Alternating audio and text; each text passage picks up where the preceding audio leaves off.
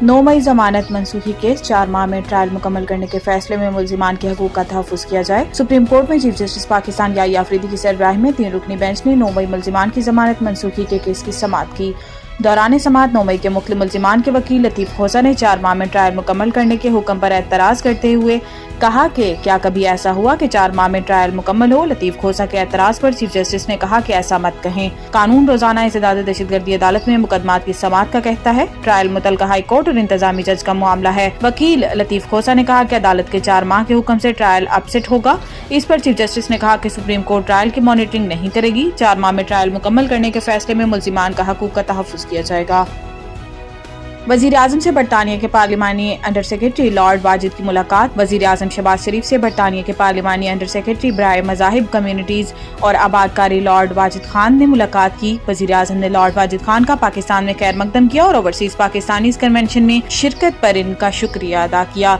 इन्होंने बरतानिया में मुकीम पाकिस्तानी कम्युनिटी के ताउन को सराहा। किंग चार्ल्स सोम के साथ साथ बरतानवी वज़ीर आज़म केयर स्टार्मर के लिए भी नेक ख्वाहिशात का इजहार किया। वज़ीर आज़म ने पाकिस्तान बरतानिया के दरमियान तिजारत, सरमायाकारी, तालीम और अवामी तबादलों और दीगर शोबों में ताल्लुकात को मजीद मजबूत बनाने की पाकिस्तान की ख्वाहिश का अदा किया। शहबाज शरीफ ने पाकिस्तान और बरतानिया ताल्लुकात को फरोग देने और ताल्लुकात की नई राहें तलाश करने में लॉर्ड खान की कोशिशों को सराहा। मुलाकात में लॉर्ड वाजिद खान ने वज़ीर आज़म को अपनी हालिया सरगर्मियों और इक़दामात से आगाह किया।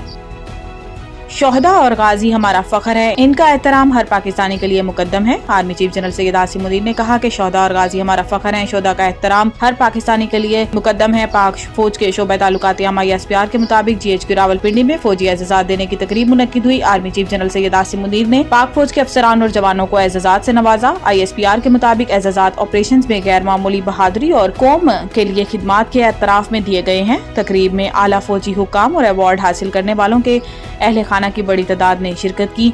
तर्जुमान पाक फौज ने बताया कि तकरीब में सितारा इम्तियाज मिलिट्री और तमगा बसालत के एजाज़ात दिए गए। शोहदा के अहले खाना ने बाद अज़ मर्ग दिए जाने वाले एजाज़ात वसूल किए।